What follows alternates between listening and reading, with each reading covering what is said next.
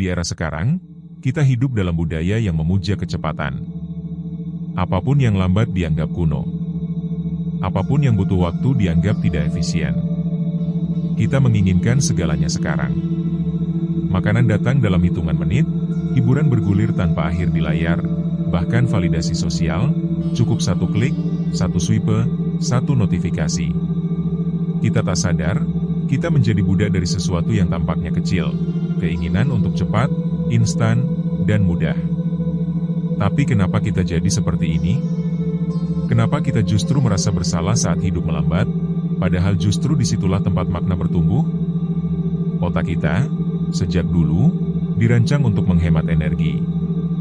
Di zaman dulu, itu artinya mencari jalur tercepat untuk bertahan hidup. Tapi sekarang, insting itu jadi bumerang. Kita menolak proses. Kita takut pada hal yang butuh kesabaran. Kita menghindari rasa tidak nyaman seperti belajar, gagal, atau menunggu. Karena semua itu terasa terlalu lambat. Padahal dalam ketidaknyamanan itu seringkali tersembunyi pelajaran paling penting, transformasi paling besar. Karena rasa sakit dan waktu adalah dua guru terbesar dalam hidup manusia. Namun kita justru menghindarinya dengan segala cara. Coba perhatikan. Kita lebih tertarik pada cara cepat kaya daripada memahami cara kerja uang. Kita lebih suka tips produktif 1 menit daripada duduk dan menyusun ulang sistem kerja kita. Kita lebih rela membeli tubuh instan lewat suplemen daripada berolahraga dan tidur cukup. Kita terobsesi bukan karena kita lemah, tapi karena sistem di sekitar kita memang didesain untuk menjual kemudahan. Kita dikondisikan untuk menganggap bahwa yang baik harusnya mudah. Padahal, tidak selalu begitu. Iklan, algoritma, dan budaya konsumerisme terus mendorong narasi bahwa proses panjang adalah sesuatu yang harus dihindari, bukan dirayakan. Mereka tidak ingin kamu sabar, mereka ingin kamu tergesa-gesa, karena disitulah kamu lebih mudah dikendalikan. Proses itu bukan musuh. Justru proses itulah yang menciptakan perubahan nyata. Seorang pelukis hebat tidak muncul dalam semalam. Seorang pemikir tajam tidak terbentuk hanya karena menonton satu video motivasi. Bahkan pohon pun butuh musim untuk tumbuh, dan akar yang kuat terbentuk jauh sebelum daun terlihat. Tapi budaya instan tidak mengizinkan itu. Ia menciptakan ilusi bahwa semua hal besar harus terjadi cepat, atau kamu gagal. Dan yang lebih berbahaya, ia membuat kita merasa bahwa kalau kita butuh waktu lebih lama dari orang lain, maka kita tidak cukup pintar, tidak cukup berbakat, tidak cukup layak. Padahal kecepatan bukanlah ukuran kemajuan, melainkan hanya persepsi yang diciptakan oleh bandingan sosial yang tidak adil. Dan akibatnya, kita frustrasi. Kita merasa selalu tertinggal.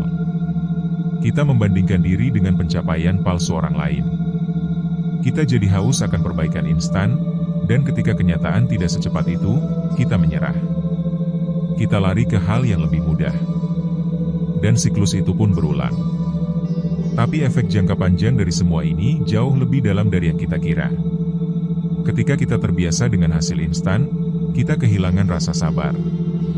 Kita kehilangan kemampuan untuk bertahan dalam ketidakpastian. Kita tak lagi tahan duduk dalam diam, berpikir panjang, atau menyusun langkah tanpa imbalan langsung. Kita kehilangan relasi dengan waktu, dan melihat waktu sebagai musuh, bukan teman. Dan tanpa hubungan yang sehat dengan waktu, kita kehilangan makna hidup itu sendiri. Lama-kelamaan, otak kita pun ikut berubah. Kita menjadi reaktif, bukan reflektif. Kita menginginkan hasil lebih dari pemahaman. Kita lebih sering mengklik daripada berpikir. Dan itu merusak cara kita membentuk makna. Karena makna sejati tidak bisa diburu. Ia hanya muncul setelah kamu rela berjalan jauh tanpa tahu kapan sampai. Ia muncul dari pengorbanan, dari waktu yang dihabiskan tanpa jaminan sukses. Ia lahir dari pengalaman yang utuh, bukan dari shortcut. Kita harus belajar membangun kembali hubungan dengan kesabaran, dengan ketekunan, dengan kegagalan yang membentuk dan membesarkan. Karena makna tidak hadir saat kamu mendapatkan sesuatu, tetapi saat kamu melewati sesuatu dan bertahan. Maka, berhentilah sejenak. Tanyakan ke dirimu, Apakah kamu benar-benar menginginkan hidup yang bermakna, atau hanya hidup yang cepat selesai? Apakah kamu sedang berproses, atau hanya mengejar hasil demi hasil? Karena kadang, yang kamu butuhkan bukan tips tambahan, tapi keberanian untuk memperlambat, untuk bertahan dalam ketidakpastian, untuk jatuh cinta lagi pada proses. Bukan karena itu mudah, tapi karena itu nyata. Dan dari proses itulah, karakter dibentuk. Dari kesabaran itulah, ketahanan mental muncul. Dari keengganan untuk menyerah, lahirlah makna yang sesungguhnya.